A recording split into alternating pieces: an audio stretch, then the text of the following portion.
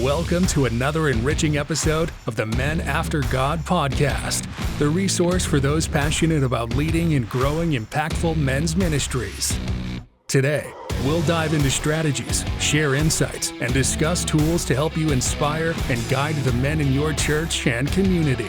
Let's embark on this journey together to build stronger ministries and foster authentic brotherhood among men. Hey men, welcome back to another episode of the Men After God podcast. Luke and I here today, excited to jump off into the month of March with you. We had a phenomenal series in February where we were looking at intimacy and all different areas of our marriage, and I hope you'll get back to hearing that. And then in March, we're going to cover a few different topics, really talking to dads and husbands as they're leading their home. Today, we're talking about fatherhood. In a couple weeks, you're hearing an episode about finances, and just really a lot that covers that as we get into the springtime here today. But Luke, we're talking about fatherhood by default or fatherhood by design. Let me ask you something, man. Whenever you hear fatherhood by default, what do you think of? Coasting. It's just going with the flow, kind of expecting things to be, how you want them to be, but you're not being intentional. You're just kind of going with the schedule. Video games are the easy out, and I'm saying that to myself because video games are easy out for my kids. Yes. But I think this is really a big one. I think the concept of, if we look at, and I'm gonna very much in this session, in this podcast, be talking about myself as a dad, how easy it is to just kind of go by default. What's the standard? What's the status quo? And just kind of stay there because, to be honest, it's easier. It's easier to just kind of let things go than to lead intentionally, to teach or to train or to communicate or to spend time. And we'll go through a lot of that. But this is really a big deal because while it doesn't feel like a big deal today or this week or this month, it will be a big deal in 5, 6, 7, 8 years when those young individuals who were your kids are now young adults. They're still your kids. But what did you do to develop them intentionally? And I think it's going to be a fun conversation today. Man, I can't wait. The coasting concept is really good. And there is, there's a ditch on the other side of this road of the overbearing, over-controlling. And I just had a conversation recently with she'd been a single mother for a while, but now remarried. There's a stepdad in the home. And how important it is to manage the controlling aspect of things. She's got a young man in her home. He's a teenager, and allowing him to become that young man and not controlling every aspect of it. So guys, as you're hearing us today and you hear coasting and things of that nature, some of you may be a very easygoing men. Hey, that's perfectly fine. I wish I was more easygoing in a number of ways. I've been called uptight more than once in my life. All right. And then, so that's fine. What we're talking about today is not changing who you are, like how you approach life, but it is going to hopefully impact how you approach parenting. Understand that a default dad, you might be someone who's putting food on the table, you're paying the bills, but you're not guiding your kids spiritually. You're not investing into them and who God's made them to be. You're physically present, but you're mentally, emotionally, and spiritually absent. And Luke, I know I've been there a number of times. You mentioned the video games and stuff, and life just happens, man. We can get knocked down during the day and all this different stuff, a hard day's work, a number of things on our mind with mortgage and food on the table and all that stuff that we need to do. But when we walk in our house, those kids have no concern to any of that. They are just thinking about, probably a number of things, but for today's conversation, that what they want from you is not to hear about the bills and those things. They want to hear how much you love them. They want to play with you. They want to spend time with you. They want to know that their dad cares for them. And as Luke always said, what is it? It's seen, heard, valued, and validated. That's Look what at this guy go. Yes. Listen, I Yeah. memorized it because I need it. But that takes intentionality.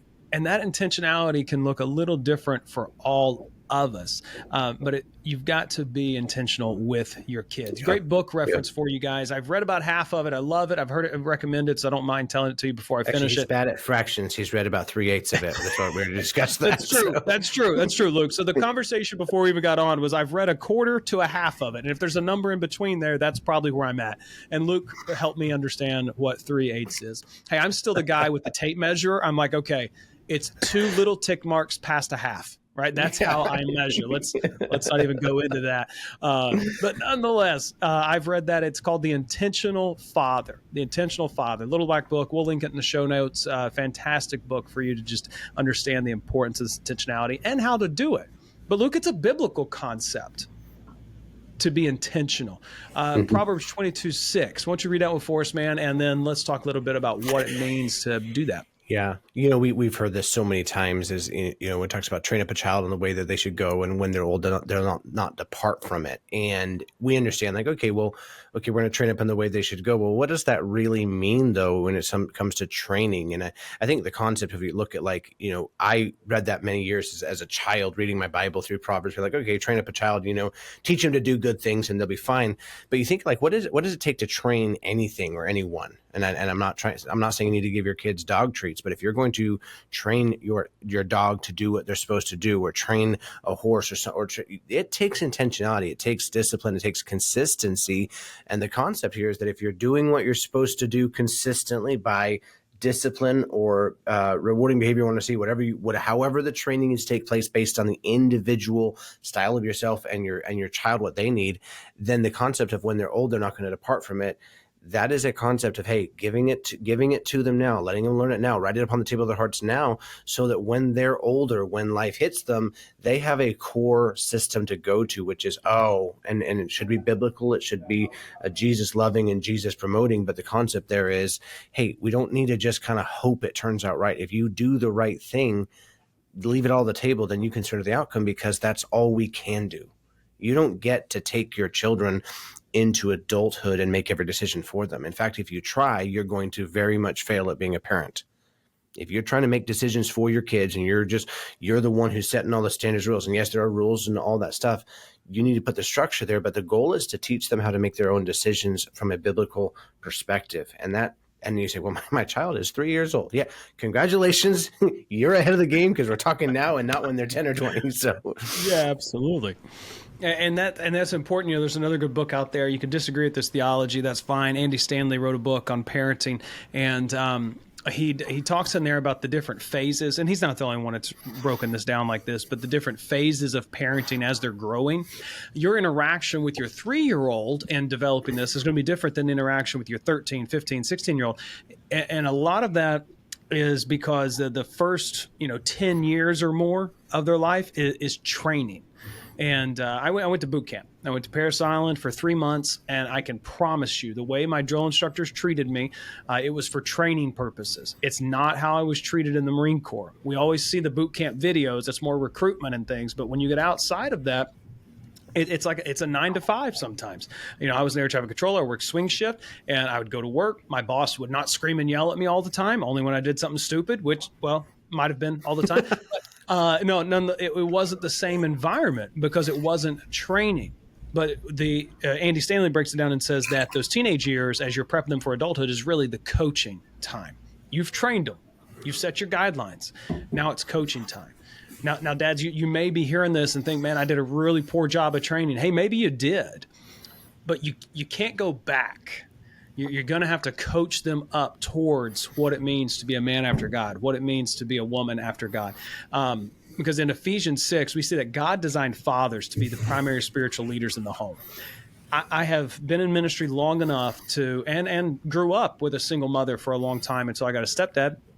But the importance of a dad in the life of a son and of a daughter, there is just something, and this isn't to diminish the value of a mother, but there is something about a father who's active in the home and the impact on the mental, emotional, and spiritual health of the child. And when dads choose not to lead, someone else is going to. I guarantee you, they're getting social media attention. Their peers are speaking into their lives. Pop culture. Luke, I've been substitute teaching for like the last month for, almost full time, just due to sickness going around. And inside of this, there's one young lady who is constantly saying Gen Z, Gen A, like phrases, meaning I don't know what they mean. And I really feel old when she talks. But she said something the other day, and I walk in the room, and she goes, "Hey, Mr. Alley." Yeah. say that's not my name, quarterback. I'm like, that's not my name, quarterback. And they just start dying laughing. And so I immediately like pull back and go, wait a minute. I don't know what I just said. What have you done? Yeah, I got to go Google this. So I go Google it. It's just some stupid clip that had been making its rounds on TikTok from a movie that was on Tubi. If you haven't heard Tubi, it's apparently a free source with B films, and this phrase was on there in a scene, and TikTok had people getting stuff thrown at them and then saying, that's not my name, quarterback. That was the whole craze. So fortunately, it wasn't anything too bad. But what does that show? She's being influenced by pop culture, by social media. Her friends are laughing and different things of that nature. And if we're not involved, we're going to see those sources have more of an influence on our kids than if we do actively engage. And the result is not going to be great. Because dads, I know the schedule that you can try and keep. I was in ministry for 10 years full time. And then in the last 6 months, I've been out of ministry, just kind of working on Men After God and doing a number of different things. And during this time, God's helped me to see what it's like to be a man, raising a family, working a regular job, because anyone who's in ministry will tell you it's not a regular job. And we know that. Our schedules are usually a lot more free in some instances. And there's usually things going on in the evenings and stuff like that. But we have a lot more control over it. And what I've learned in these last 6 months is, number one, dads, I want you to know your development of your child is not an academic exercise. It's not about just, here, read this book, memorize this, and do that. Secondly, it's not something that's just going to happen. You know, I read a great quote recently, and it was this. If we're too busy to lead our kids spiritually, what does that say about our priorities?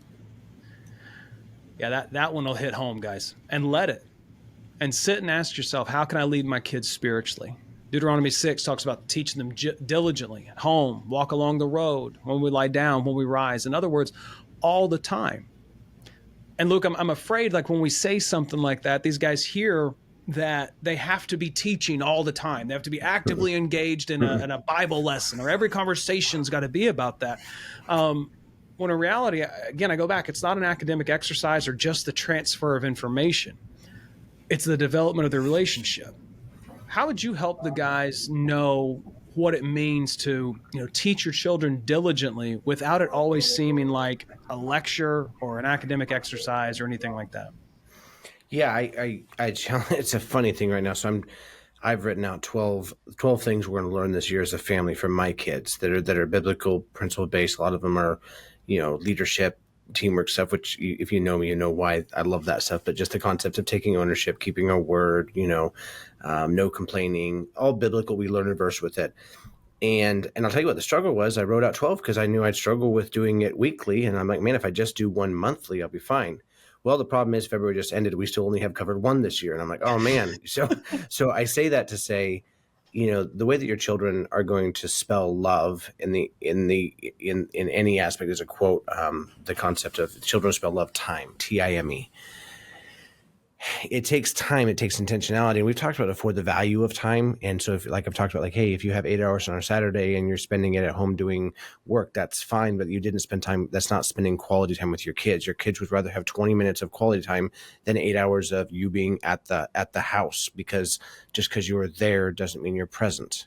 I mean, you could be scrolling through Instagram or sending reels. And so just the concept here is, faith isn't a Sunday activity. It should be woven into everyday life. And the concept is that your kids are watching you.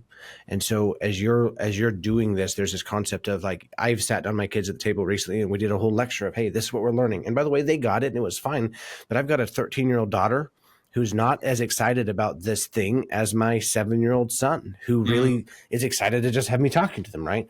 And so I really want to just lay this out where it doesn't have to be a lecture. You don't have to be a professor. The value of teaching principles is you living it out and being able to live it out with them and to help them apply it to their decision-making processes right now. So whether that you think like, well, I'm going to teach my kids how to be kind one to another. Well, you're going to do that by teaching them how to share their Legos and communicate kindly. But it's really difficult to teach your kids to communicate kindly if everything they do causes you to blow up and lose your temper and you're getting on their case about it. It's really difficult to teach your kids how to be kind and how to be understanding and how to be curious if every time you walk in the door from work, the only thing you're doing is getting on to them about the stuff they left out and their backpacks are on the ground and they didn't clean up their Hold on a second. Let's take it a step back and just say, hey, how are you going to learn it? It's going to be modeled. So modeling these things for your kids and then taking the time to walk through. Don't just do it and not talk through it. Do it with them and then talk through it. Again, the goal is not to teach your kids how to make decisions. The goal is to get your kids, the coaching aspect is to get your kids to the starting line. You do not get to run the race for them. So if you can get them ready for the race and get them to the starting line, then you can turn to the outcome because you've given them everything you can. So just take solace in knowing this is not an opportunity for you to grab the pulpit and the huge family Bible and set up in the living room. Not that you can't do that. That's not a bad idea for some of you. That might be what you need to get your kids' attention. But a lot of times it's just the time you spend to actually sit down and say, hey, this is what I'm learning as a father. This is what I'm learning as a man after God. And I want you to learn it with me. And I want you to hold me accountable to it. Now, don't ask them to hold you accountable if you don't want to be held accountable and are not going to get upset when they do. Because I promise my 7-year-old, I say I have intention. Hey, I intend to do this. Man, he will not let that go. He's tenacious as all get out.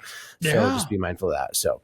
Oh man, I love that. I've recently told my oldest son, and I've reminded him a few times over the years when I've had to apologize to him for something. And I've said, listen, you got to remember, this is your first time being 13.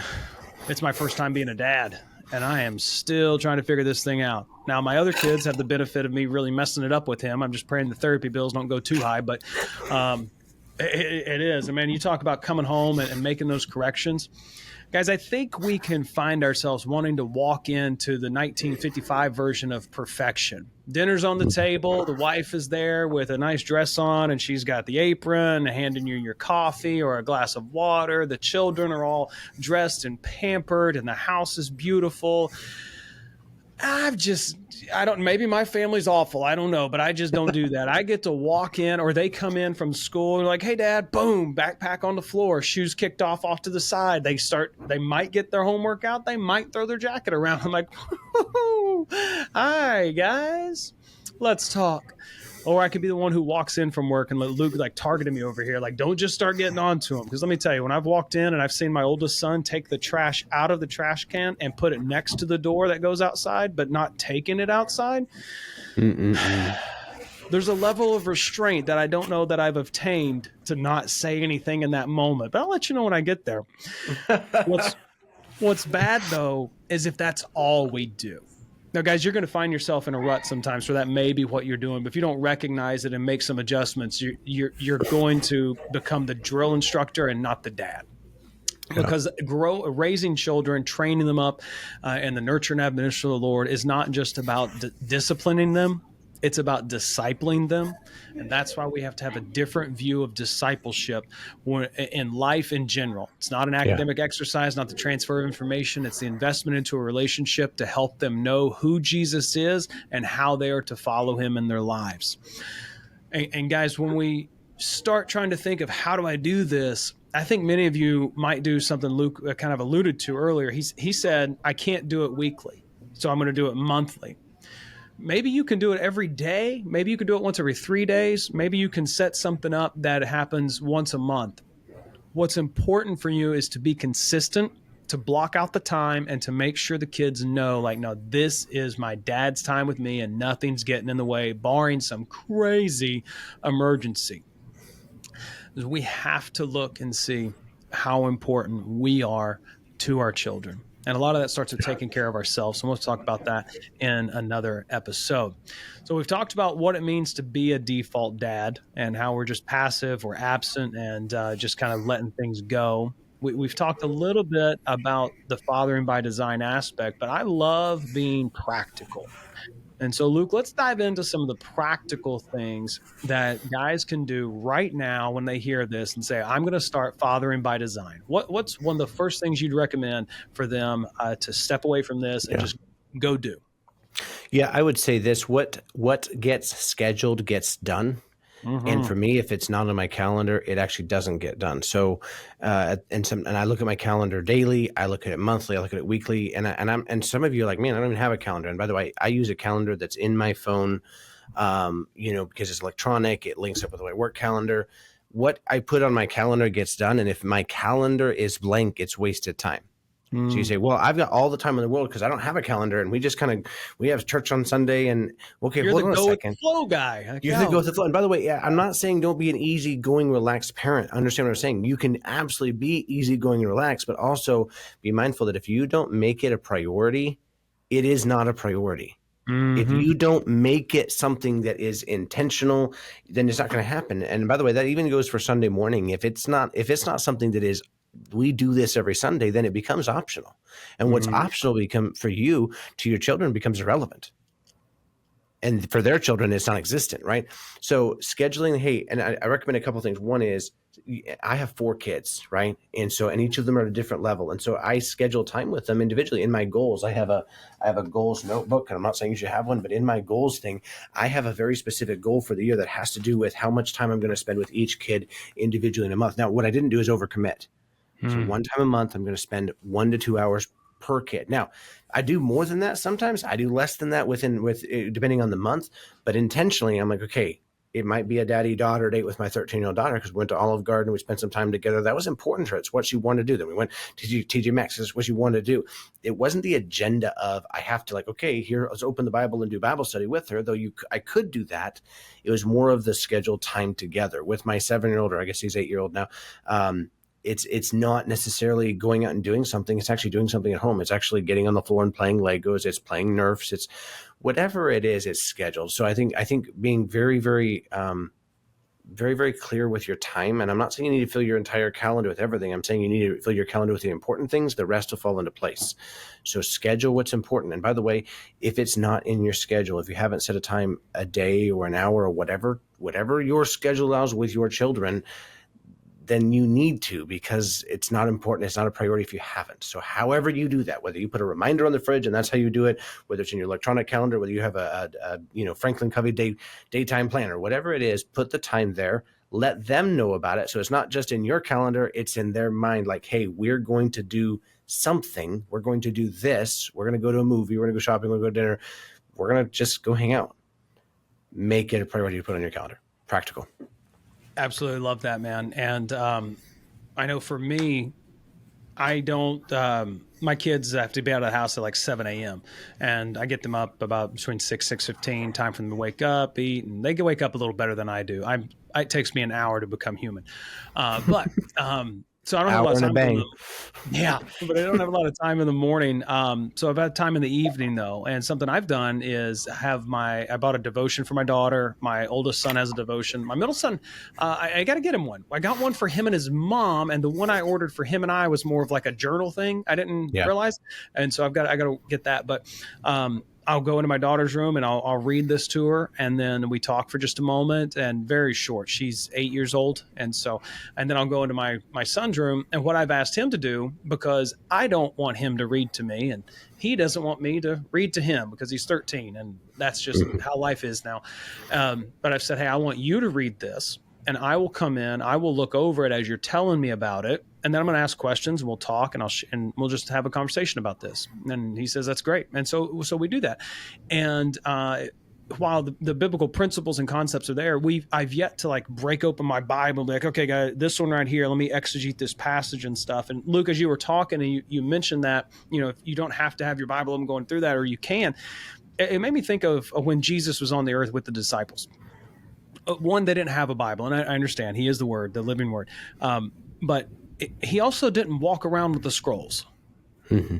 Like we know that he went to temple. We know that he went there and would talk. He shared that one time, and people got mad at him.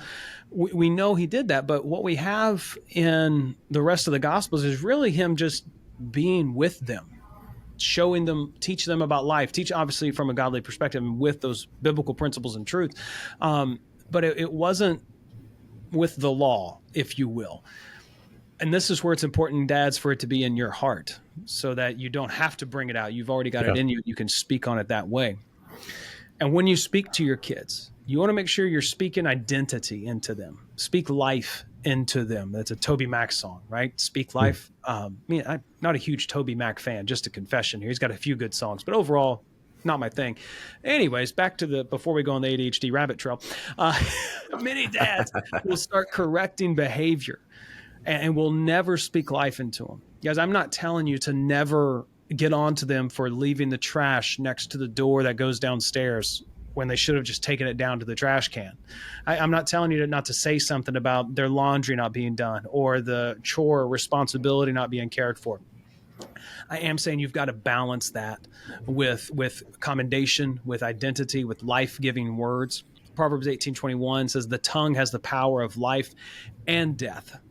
Tell your son he's a man of integrity. Tell your daughter she's deeply loved and valuable. Let them know you're proud of them when they do something. I am the worst about something happening and not acknowledging the good thing about it right then. It usually takes me a day or two, and I have to ensure that, wait, I've got to talk to him about this. Now, my 13-year-old has a cell phone now, so I could be that annoying dad who just like texts stuff to him. And let me just tell you, when you get to this phase in life, if you thought you were going to text your teenager like, hey, man, I love you. I think you're awesome. You're doing great. Like maybe you've got a different son than mine. I'll express myself to him in that way. And what I get back is, okay, love you. Thanks, son. You gotta love you. Oh, wow. I got a thumbs up. Not every time. I get, it's just, I know. It varies. But speak life into them. Let them know what they're doing good. And when you do not expect, oh man, Luke, you know how when we share with people and we speak life into them, we say things to them, we're almost conditioned to give a positive retort back. Right? Like if you tell someone, listen, man, you're doing a great job. You're doing awesome. Oh man, I appreciate that. You are too. And you're like, I don't even know what you do, but you're doing it well. And we're almost conditioned for that. Can I tell you who's not conditioned to respond with acceptance, affirmation, or positive remark about you as a person or as a father or anything? Your child. Yeah. You're going to speak life into them. They're going to be like, thanks. Because it's awkward for them. They're not used to it. Or maybe they are, but they're probably not going to give it back to you. Just make sure you're sharing it with them. I mean, I remember growing up and having people say kind things to me and just kind of like, oh, okay, yeah, thank you, bye. And walking away, not realizing the impact it was actually having on me. So remember, you are training up a child and they're going to act like a child, but you could speak life into them. You can love on them. And then there's a few other things that you could do. Luke, talk to them about the next one. Yeah, I think, as you're looking at this, is that really is let them see your faith in action. I think one of the mistakes that parents often make, that I've made so many times, where I want my kids to do right, act right, be kind, live by faith, trust God, and yet they don't see us trusting God because, to be honest, I don't have conversations about what I'm going through. I'm not laying out what all the battles that I'm dealing with spiritually to my kids because they're not ready for that.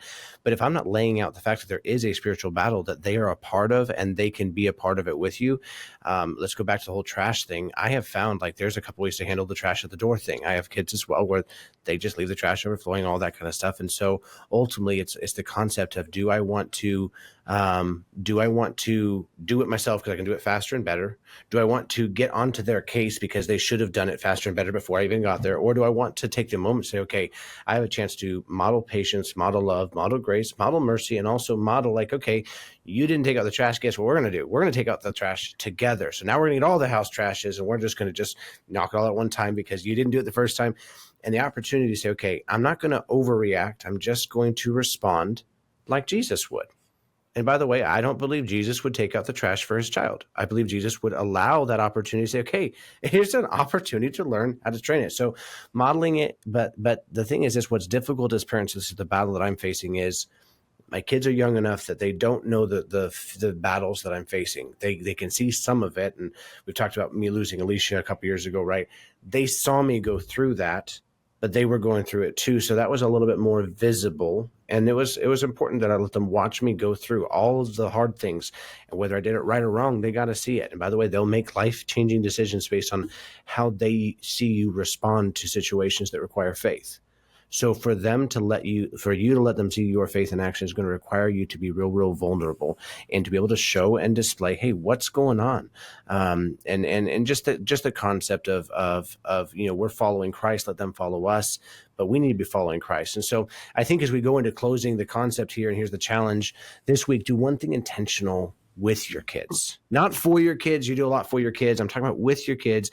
Maybe it's praying for them, praying with them, one-on-one, speaking life over them, having the conversation, but being intentional about this fatherhood thing, because I think it's crucial that we take a moment and say, okay, if I want to achieve something, I need to look with the end in mind. What is the end? I want my children to walk and live by faith and honor Jesus and love Jesus. Well, if I want them to do that, I better start modeling that, practicing that, and allowing them to learn it, because they're not going to learn it from almost any other venue. Your Christian school is not going to teach them how to walk with God. Your Sunday school teacher, your church ministry, I don't care how good your family pastor, your children's pastor, youth pastor is, they're not going to be able to do that. You know who's going to be able to do that? You. Because they're going to watch it, see it, and you're going to be able to model it. And so the challenge is this: hey, what is that one thing that you are going to do with your individual children? Individually, I mean one at a time. Look at each one and say, what does that one need from me? By the way, they are as unique as their fingerprint. They might each need something different from you. Absolutely, man. And that's a whole episode in itself, navigating multiple children in the home and their different personalities. But guys, listen, fathering by default is going to lead to death. And I said it because it alliterates, but it's true. It leads to death of relationship. It leads to death of just the spiritual and emotional maturity of your children. It's not going to take you anywhere you want to be. But that's true in life. I mean, if you're a business owner, if you're at a job and things of that nature, if you're just coasting, going through the motions, what does that do for you? You get to the end of the week and you look back, like, what did I do this week? Well, you wasted your life. But when you do it intentionally and by design, you can look back and go, I scheduled this, I accomplished that, and we made that happen. We moved forward towards this and that and the other thing. That Intentional Father book I love. And my recommendation, along with Luke, of do one intentional thing. I would say with that, identify one character trait you want them to have, and then maybe let that one thing you do go from that. You want them to have faith and a strong relationship with God. Then pray with them once a week or maybe once a month. Maybe it's you need to compliment them. You need to give them words of affirmation. Yeah. Maybe they need you to just go buy them a Happy Meal because they like gifts or something. And I don't recommend the Happy Meal. It's awful for you. But RFK Jr. will help you with that. So, dads, let's go from here and do something intentional for our kids. And if you know a dad that needs to hear this, share it with them. And let's try to lead our families well and build a generation of men and women after God's heart. That's it for today, guys. Listen, I hope you subscribe, leave a review for us, and share it with someone who needs to hear it. We'll see you next time on Men After God. Thank you for joining us on this episode of the Men After God podcast. We hope today's discussion has encouraged and equipped you on your journey. We'd love to hear from you. If you have questions, comments, or would like to partner with us, please reach out at support@menaftergod.net. Stay connected with our community by liking our Facebook page at facebook.com/menaftergodpodcast. For deeper engagement, join our group at facebook.com/groups/menaftergod and connect with other men pursuing God's heart. If you found value in this episode, please subscribe and leave a review. Your feedback helps us reach more men striving to live faithfully. Until next time, stay strong in the faith and continue pursuing after God.